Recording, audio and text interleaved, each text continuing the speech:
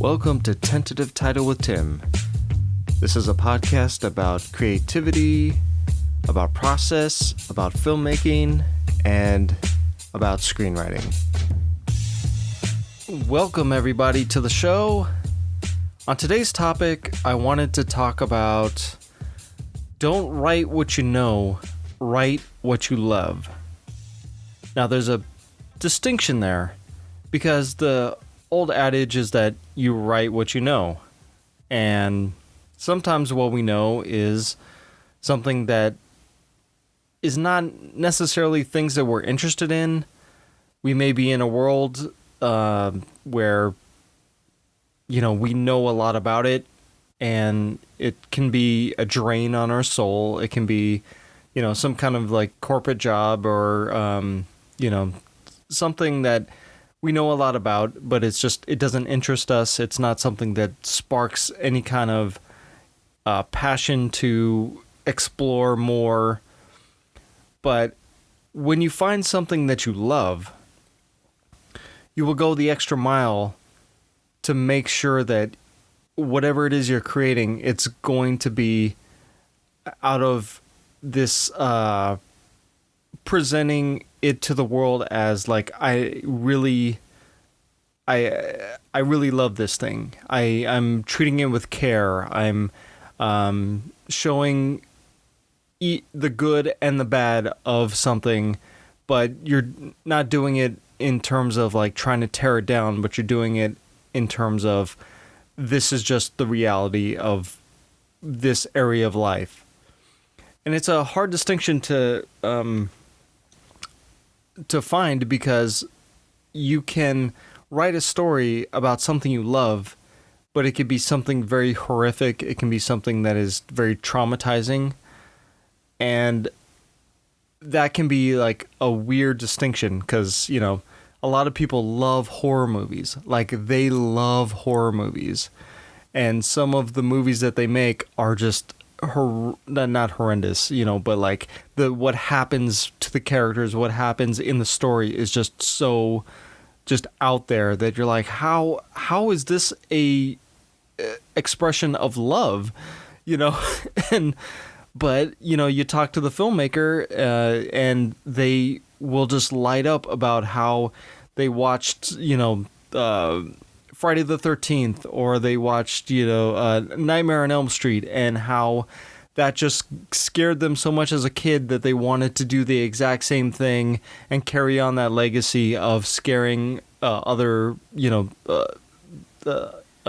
audiences. And, that comes from a place of like an excited kid who wants to like scare other people. And that's what, what is what energizes them. Obviously that's an extreme case, but I mean, there's lots of groups that love horror, movies. And, I'm kind of like on the cusp of that. I guess I'm like on the outside because I love horror movies, but I've also spent some of my life being extremely scared of horror movies, and I don't understand why anybody would love these things. But that's another issue altogether. But that's the example that I'm using, because there's a clear indication that even though the subject matter is very dire and dark and just like it's hard to see from the outside how anybody could love this genre. But when you talk to writers and filmmakers who make that content, you can tell that they have a genuine passion to make those kinds of stories. Now, if you try to take that same writer and that same filmmaker and you're like, okay, well, I want you to make a slapstick comedy, they would probably just like, it would be a horror movie in itself, because they would be like, I don't know how to approach this. I don't like slapstick comedy. This is not my world. No. And, they would probably not make a great slapstick comedy, because even though they may know of the world of the film, it's not something that they love. And it took me a long time to kind of get to that point where I was figuring out where my voice was and the interests that I had. And I don't know where this quote came from or where this insight came from, but I was listening to an interview, and they had mentioned that if you want to know what it is that you're interested in, go back to who you were when you were 8. Like your personality and your interests are being formed back when you are at that age.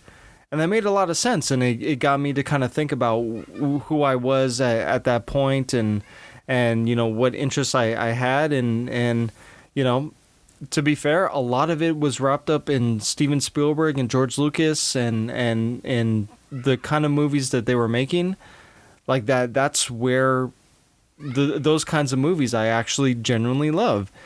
And it's funny because I tried to separate myself from that and to kind of go my own path and say, I don't want to copy them.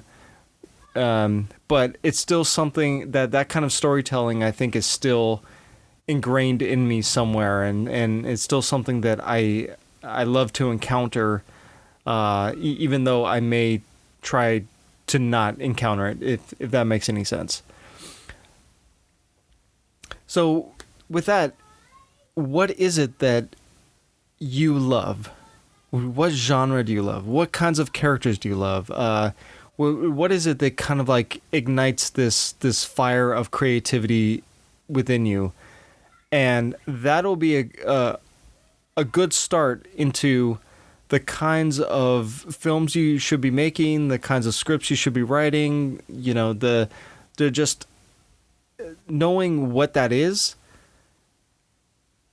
It's kind of like the theory of subtraction. You just subtract so much more of the crap that you should not be concerning yourself with, and focusing on those kinds of stories, and you will do so much better. You will be so much happier as a creative person. The things that you make, people will be able to see that you genuinely love these stories and these characters because they're coming from a genuine place inside.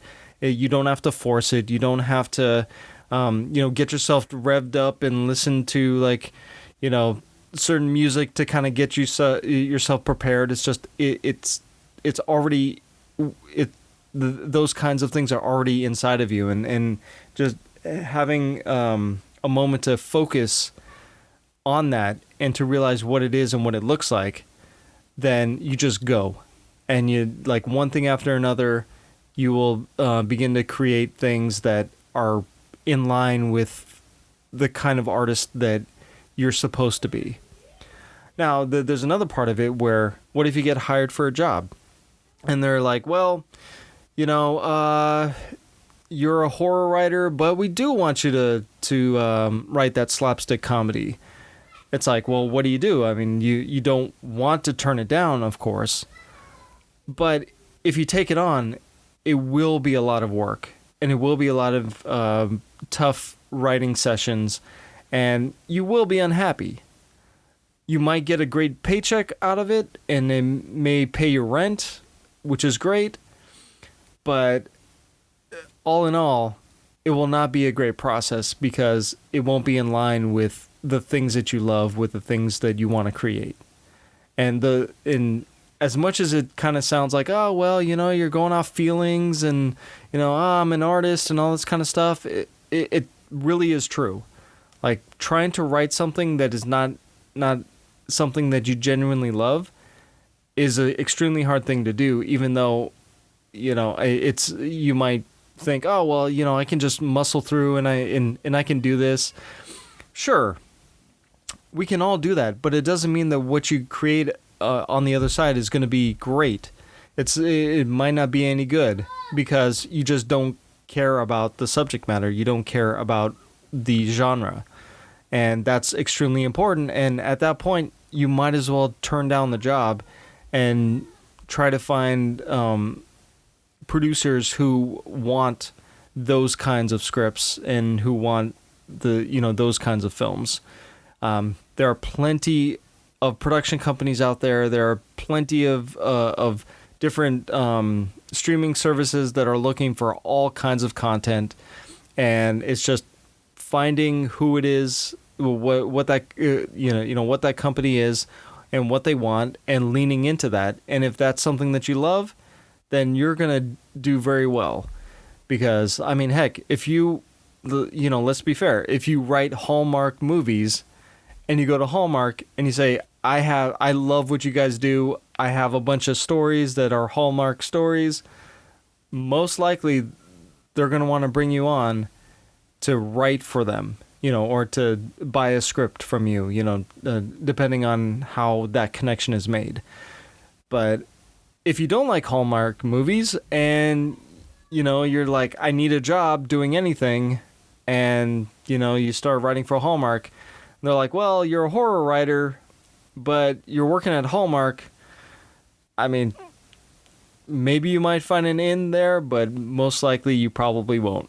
So in that case, that would be a day job of writing scripts for Hallmark and then going home and writing your horror films and working on those things on your off hours and doing the Hallmark stuff for a paycheck, Anyway, I just kind of wanted to, that's something that I wanted to address because, all the time you hear about,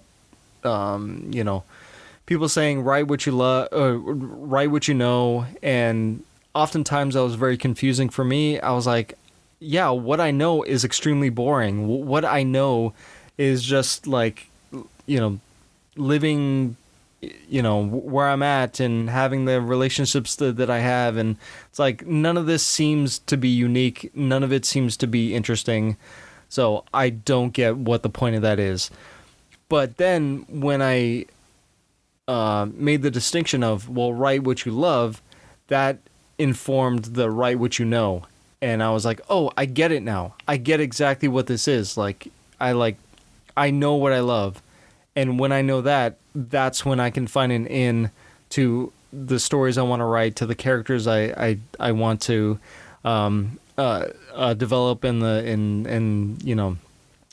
kind of like came together when I put it in that context, and it stopped being a thought process of like, well, write what you know. Well, it's like all in your head, but in your heart the things you love, and once you know that, it kind of like, it's like a rocket. You just go, and you start you start leaning in to those things, and then in extension of that, talking about these stories will if you love these stories, then you will talk about them with more passion, and so many more doors will open up because you don't even have to try, because it's just something that's in you. It's in your heart. It's in your personality. It's who you are.